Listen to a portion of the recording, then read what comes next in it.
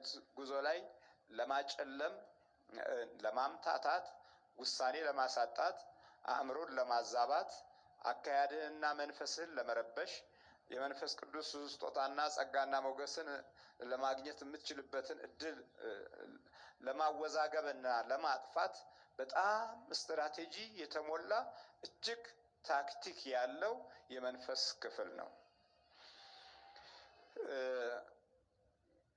ከላይ ለምንድነው እንደ ምንጭ ሆኖ ወደ ታች ያለውን የሚያጠቃው? እንዴት በምን መንገድ ነው ሲባል በተለያዩ አይነት ችግሮች በአኗኗራችን ባሉት መዘበራረቅና አንዳንድ የእድለቢስነትና የሌሎችም ተንኮል ታክሎበት በሚመጣብን አንዳንድ ውስብስብ ገጽታ ውስጥ ቶሎ ያቋራጭን መፍትሄዎችን በምንፈልግበት ጊዜ በሁለት መንገድ ጠቋርን እናገኘዋለን።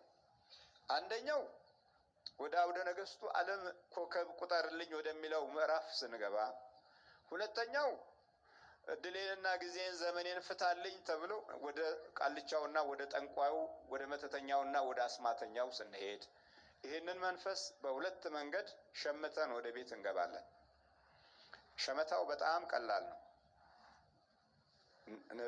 ምክንያቱም የሱ አካሄድና ስልት ደግሞ እጅግ በጣም የረቀቀ ችሎታ ባለው ሚስጥራዊ ዘዴ ነው። ከነዚህ ሚስጥራዊ ዘዴዎቹ ደግሞ አንደኛው ክፍል ሰዎችን የመልመድ ችሎታው ቀላል መሆኑ ነው። ይለምድሃል፣ በቃ በቀላሉ ይለምድሃል።